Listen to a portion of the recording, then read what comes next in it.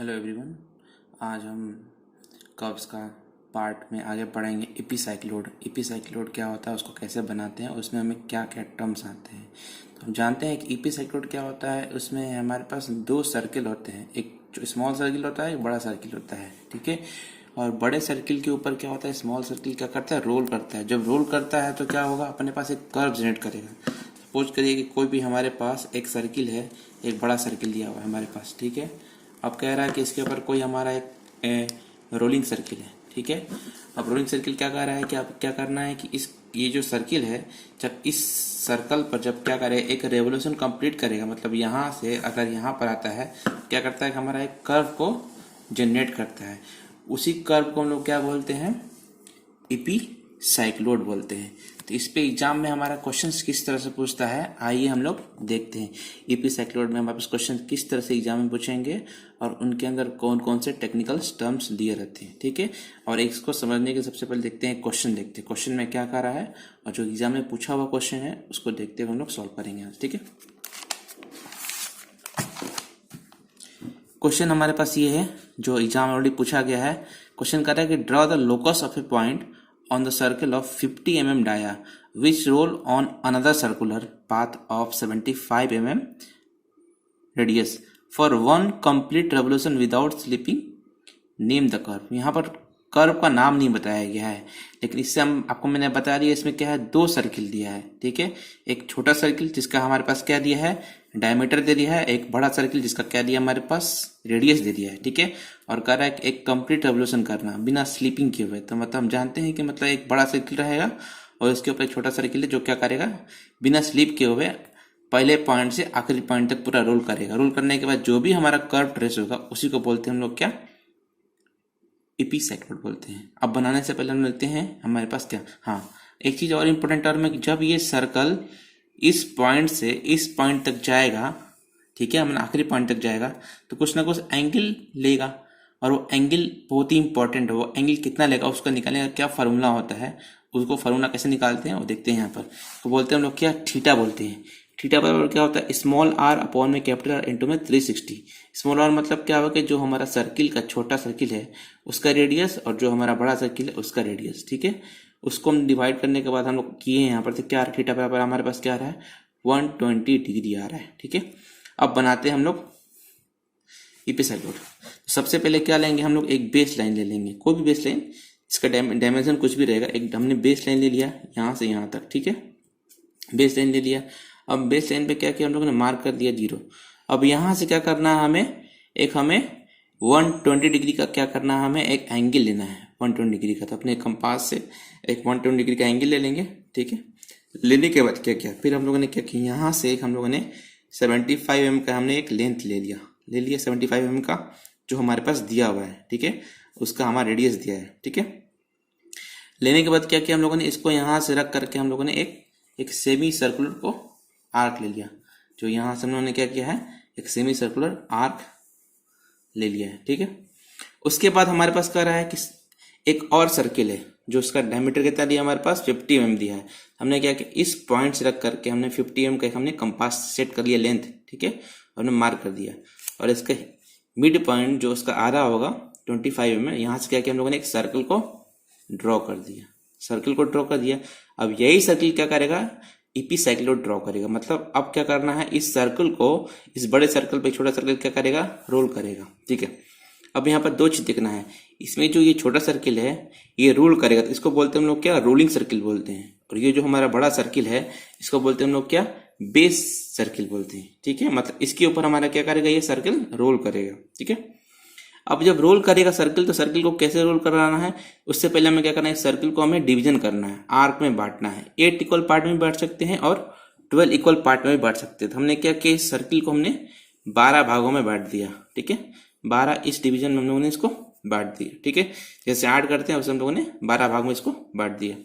बांटने के बाद अब क्या किया हम लोगों ने, इसको नंबरिंग कर दिया। नंबरिंग जो हमारा आखिरी बेस पॉइंट है, हमारा क्या था, ये P, हमने P माना।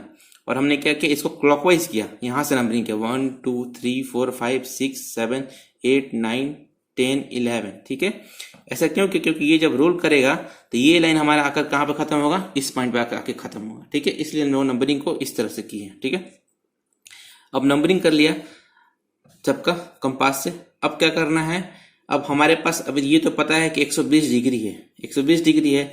अब ये 120 डिग्री है तो हमने क्या किया, ये हमारा 12 भाग में बांटा है। अब क्या किया हम लोगों ने, इसको 120 बटे में क्या किया हम लोगों ने 12, तो डिवाइड किया तो क्या हो गया हमारा 10 डिग्री। मतलब अब हमें क्या करना है, इस 120 डिग्री को क्या करना है, 12 इक्वल पार्ट में बांटना है। तो मतलब एक जो होगा पार्ट हमारा कितना होगा, 10 डिग्री का। तो हम लोग यहाँ पर रखेंगे कंपास और यहाँ से क्या करेंगे, 12 इक्वल पार्ट में इसको हम लोग बांट देंगे। तो हर एंगल कितना का होगा, 10 डिग्री का। तो हमने इस तरह से 12 इक्वल पार्ट में इसको बांट दिया। ठीक है, आप लोग कर लीजिएगा इसको। ठीक है, कर लिया।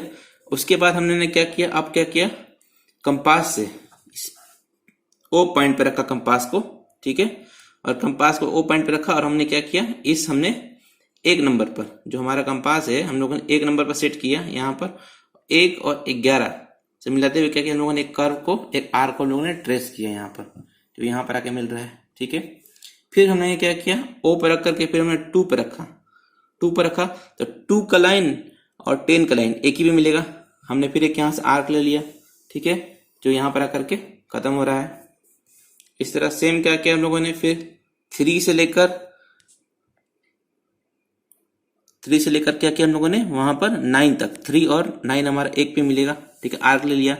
उसके बाद फिर क्या किया हम लोगों ने, 4 और 6 वही कंपास में सेट करके 4 से लेकर 8 तक, फिर 5 से लेकर 7 तक, फिर 6 हमारा सिंगल रहेगा। ठीक है, ये हमने आर्क को यहाँ पर ट्रेस कर दिया। ठीक है, एक पॉइंट हमारा और यहाँ आएगा, उसको बोलते हैं सी, जो सेंटर पॉइंट है। हमने क्या किया, कंपास को यहाँ पर रख करके सी तक रखा। ठीक है, और हमने एक सेंटर लाइन को ड्रॉ कर दिया, अलग से सेंटर लाइन। ठीक है, सेंटर लाइन ड्रॉ कर दिया।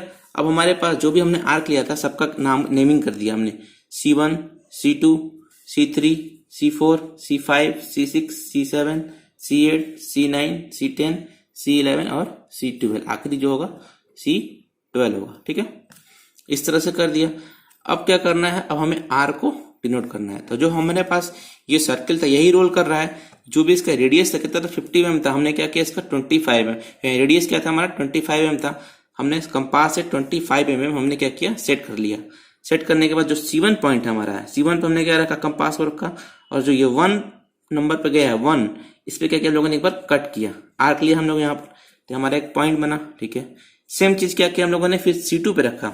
जो 2 नंबर पॉइंट है, ये 2 नंबर और 10 नंबर एक ही पे जा रहा है। C2 पे रख करके हम लोगों ने क्या किया, फिर हम लोगों ने यहाँ पर एक आर्क काटा, एक हमने यहाँ पर आर्क लिया,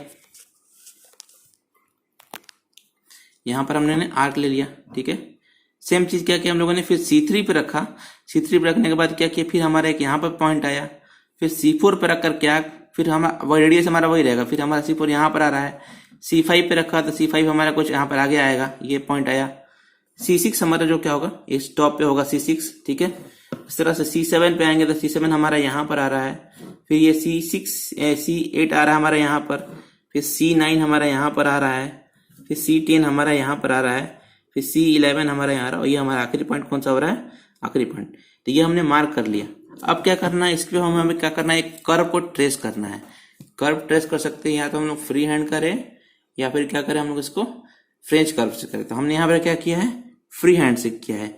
हमने यहाँ पर कर्व को लिया और हमने बिल्कुल इसको स्मूथली कर्व को क्या किया, हम लोगों ने ट्रेस कर दिया।